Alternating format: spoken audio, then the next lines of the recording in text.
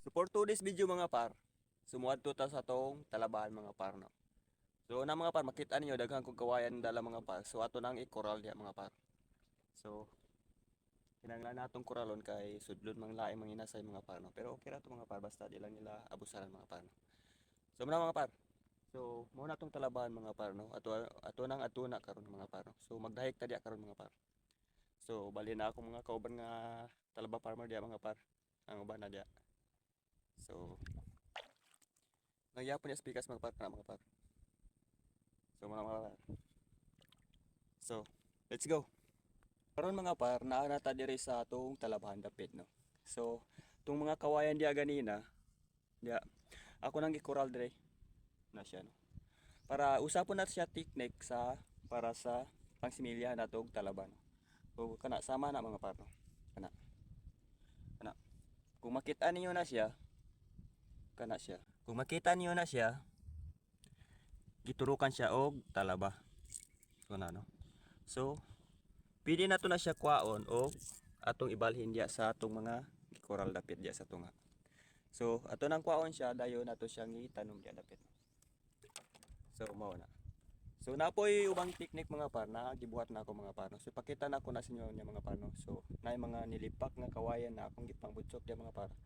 Para turukan siya og talaba hindi abot sa mga 5 months or 6 months. Ana siya talaba, hawira na siya talaba. So pwede na nato siya kwaon og himo natong similya og atong itanom pod diya sa atong area no. So mato so isubay ta mo sa akong area mga paso kung unsaon nato pagtanom og talaba. So let's go. So kani mga pana. So ana. So katong gipang udsok nato nga kawayan kana siya. Kanang koral nato usa na technique para pod kaptan og talaba na siya mga par. Bali ngunani na siya mga par may matabo kana. Bali kani siya ato ni siyang pangwaon. Bali ato ni siyang isimilya diya pod sa para dali siya mo turok no. So purag lisod-lisod ko ang kinahanglan ni siya dukdukon no kani siya. So ato ni siyang kwaon ug ato po siyang itanom diya dapit. Para sayon pod sa atong pag-harvest no para dali pod siya mo dako. So mana. So karon ilibot ta mo diya sa akong talabano kung unsaon gyud pagtanom sa mga talabang mga par. So naay usa ka teknik akong gibuhat mga par. So kaugsok lang kog mga lipak nga kawayan. Nilipak nga kawayan nga butang lang ko diya. So pag-abot mga 3 months or 5 months, 5 months. So pwede na siya tupkan na siya og talaba katong dito mga par. So pakita na ko to sa inyo. So let's go. Ingon na ni mga par no. So atong pangwaon tong mga similya dito sa usok nga atong gikoral mga par no. Sa atong katong similya nato mga par. So atong balhinon dire. Ana siya. So ana. Ato siyang ibalhin diya para sayon ra sa atong pag-harvest sunod. So na diya no. Katong dito sa pikas. So katong dito sa pikas, bali mo to yung first time natong gitanuman katong dito dapit. So kanang diya mga par gitanuman ako ng mga nilipak nga kawayan diya.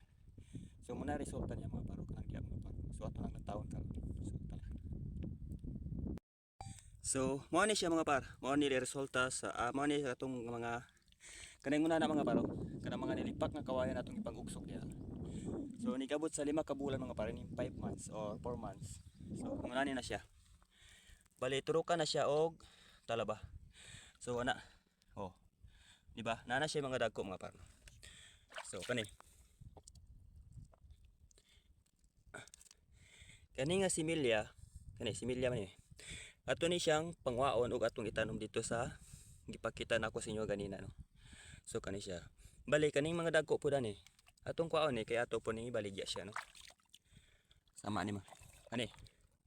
Kani siya mga par. So good na ni siya. Pwede na siya ibaligya. So muna siya diya mga par atong talabaan mga par no. So na ginahagaw-hagawan nato na og tanom diya mga par kay nindot man pud ang resulta niya mga par no.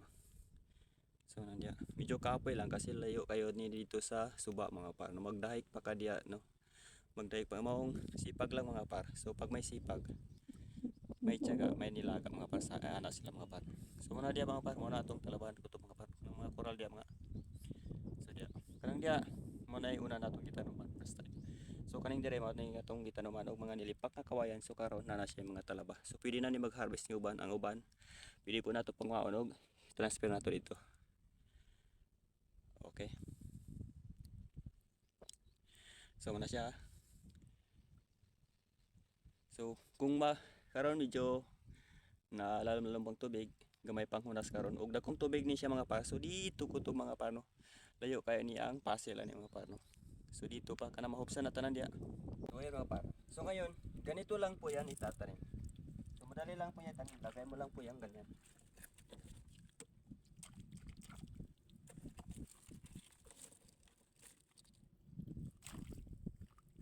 Siguraduhin mo lang po na hindi siya mabaliktad. Kasi pag nabaliktad siya mga par, mamamatay siya. Kaya kailangan na maganda yung paglagay natin.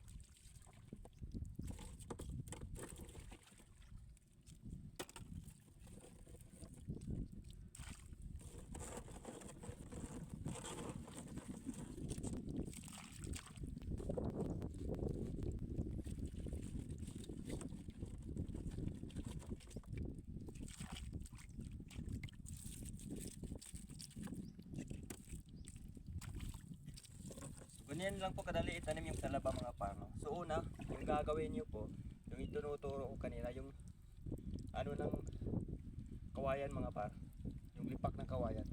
So yun lang gagawin niyo, itatanim niyo, ilalagay niyo lang dyan. Tapos in 5 months, magkakatalaba na yun mga par. Pagkatapos yung similya niya mga par, ito gawin niyo, kunin niyo siya tapos. Dyan, ilagay niyo dyan. Taniman. Ganyan lang mga par.